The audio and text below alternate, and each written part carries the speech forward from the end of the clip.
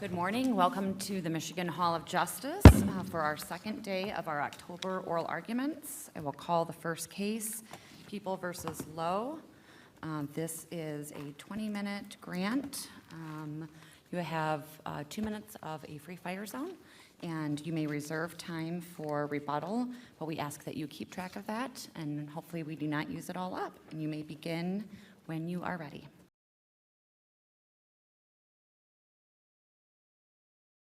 I'm trying to understand how does your claim fit under Caperton, for example?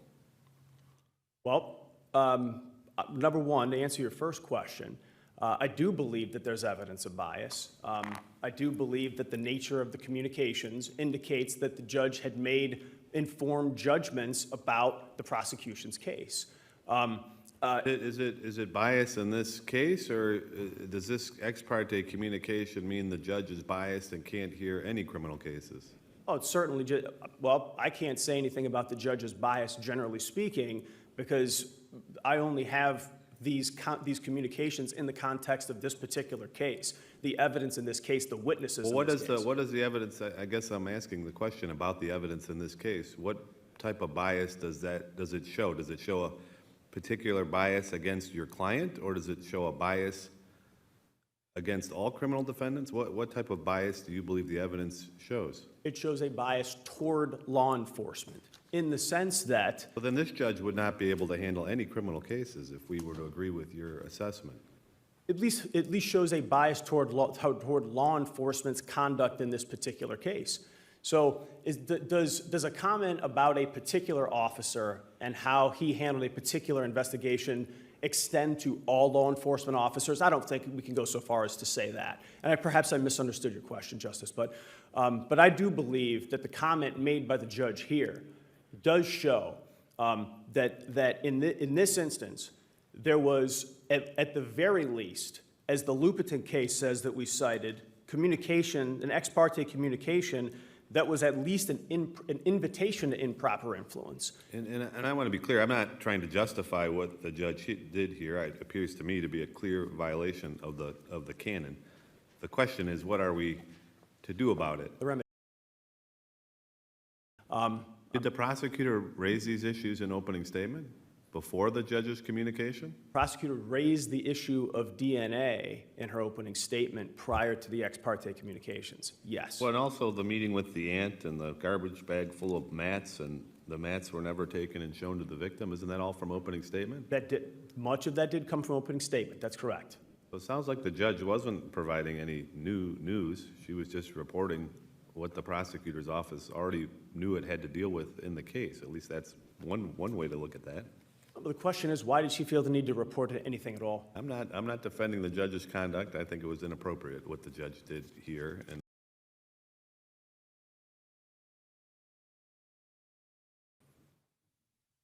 our concern at the end of the day, and when I say our, I think I can fairly speak for the defense bar paying very close attention to the result in this case, just as defense attorneys, prosecutors, law enforcement officers pay attention to this court's jurisprudence when it comes to Fourth and Fifth Amendment issues, constitutional issues. Law enforcement officers need to know how far they can go in a traffic stop, how far they can go in a custodial interrogation. They need guidance from the courts to be able to carry out their duties under the Constitution appropriately in a way that doesn't infringe upon people's rights. I mean, counsel, I always just thought, going back to first year of law school, that ex parte is ex parte. You don't do it. You don't have a conversation in an ex parte situation without the other side present. I mean, I like to keep things simple, and I just always thought that this was very basic, what you learn in law school.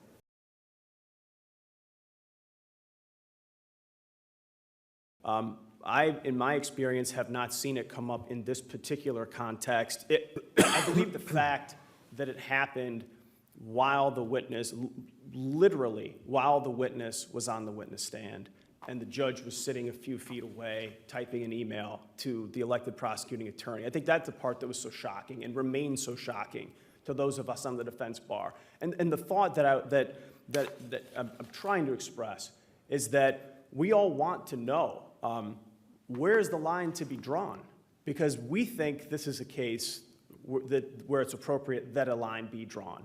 It's appropriate that this court, as Judge Belargin in the trial court did, simply say that this is too far. And here.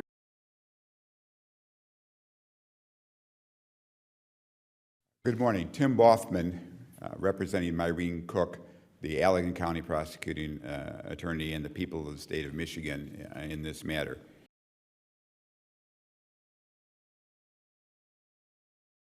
And sometimes you kind of have to adjust as you're sitting here. Let me kind of cut to the chase and talk about prejudice. I think everybody agrees that the judge violated the canon by emailing the prosecutor and not disclosing that to the defense.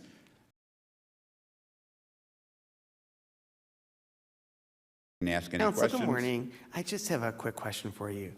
I know we can't get into the head of the judge, but when she sent these emails, what was the intent?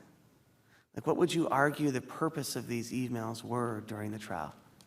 What was the hope that she was trying to accomplish? What was the judge trying to accomplish? What would you, I mean, I know you can't surmise. I realize it's a difficult question, but what would the purpose of these emails being sent ultimately be? Well, I think the purpose was to get an answer to her question. Don't they have detectives on these cases anymore? And I think, as Judge Viviano pointed out, there's no question that if the judge had to do it over again, she wouldn't do it. It was a mistake, however you characterize it.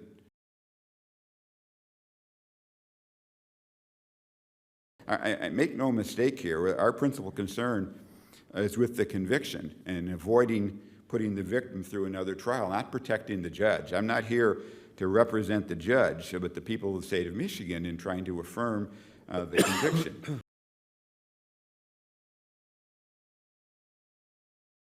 Of the canon. And the federal courts have held time and time again that a violation of the federal recusal rule by a judge, in other words, a situation where the judge's impartiality could reasonably be questioned, which means that under the federal test that a well-informed, objective person would be led to believe that there was a substantial doubt that justice could be delivered by this judge. A violation of that provision can be harmless error. To be Counsel, disregarded. I'm wondering why can't sort of the level of familiarity and communication in the middle of a trial with a prosecutor who is, I presume, a friend of the judge, and they're communicating during the trial, why can't that show evidence of some sort of bias? I mean, I think it shows no moral level of bias. And again, I'm not defending that the judge should have made these comments, but it shows no moral level of bias than people walking into courtrooms, including this courtroom, and having a notion from what judges have done before where they're coming from.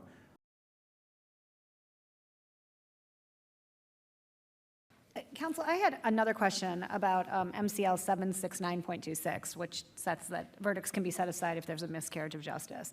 That statute specifically talks about the grounds for doing that. It talks about misdirection of the jury, improper admission of evidence, or error for pleading or procedure. So I'm wondering, how does this even fit under that analysis? Well, it would be, I think, an error of procedure. The trial is the proceeding, and there was an error in the proceeding in that the judge communicated to one side without disclosing that to the other side.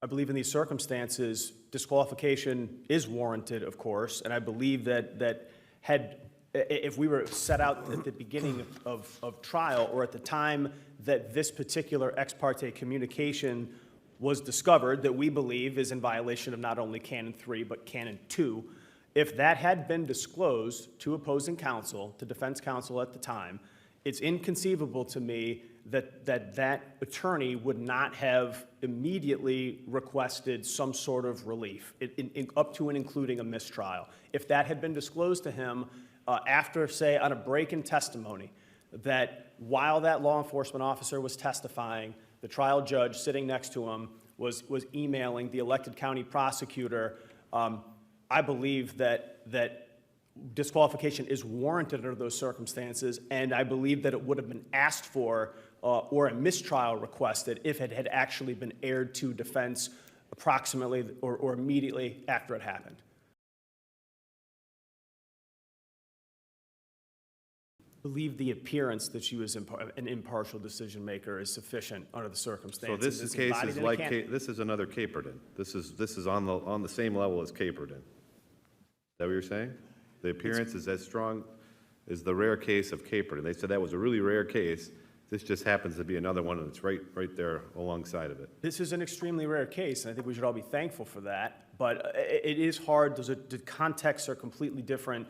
But certainly, in terms of the appearance, in terms of the extent to which I think this can call into question the fairness of the system to people who are going to trial in this county and other counties in Michigan, I believe it does rise to that level of importance, Your Honor. Yes.